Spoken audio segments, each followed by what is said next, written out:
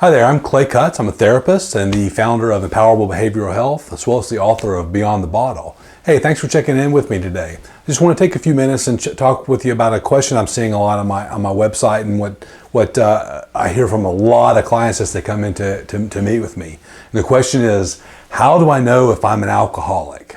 That's a good, simple question with a really complicated answer, or potentially so.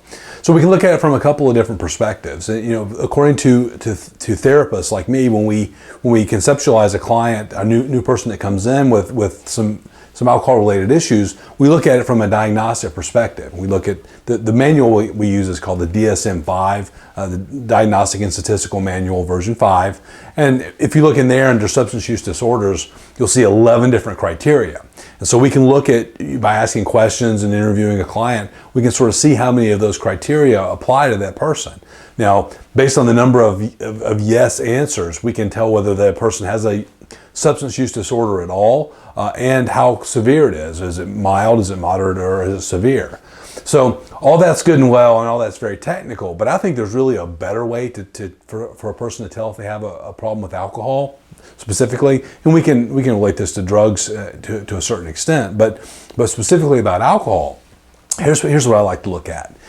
If you can use alcohol and it has very little effect on your life, it doesn't impact your friendships or your job or your ability to do anything with your kids or whatever you need to take care of in your life, and the people around you agree that it's not a problem, then you probably don't have a problem with alcohol.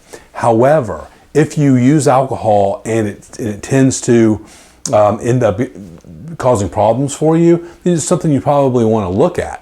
Try quitting for a while and see how that goes. So if you're able to quit with absolutely no problems, then you probably don't have a problem.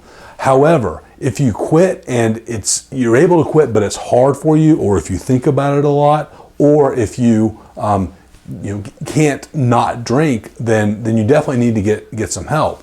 Now that gets us to the next piece of this. What do you do if you figure out that you have a problem with alcohol?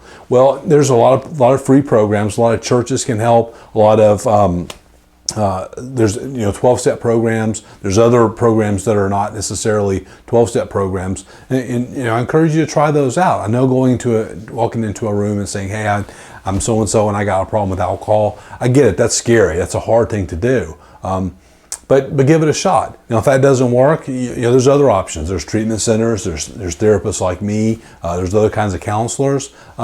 So do some research. Look around. Look on my website. There's a lot of information there that you can read about, or reach out to me. I'll be happy to try to answer any questions for you as well.